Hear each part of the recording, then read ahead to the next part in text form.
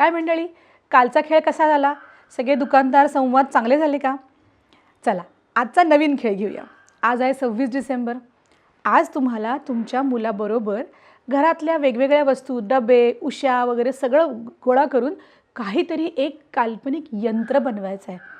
म्हणजे काय, असं उदाहरण देऊया, पिठाची गिरणी.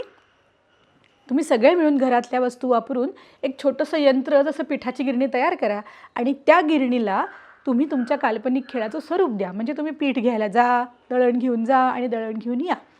करून बघा, तुम्हाला तुमचं यंत्र सुचलं पाहिजे बरं का. आणि गिरणीत जरी केली तरी माझी काही हरकत नाही.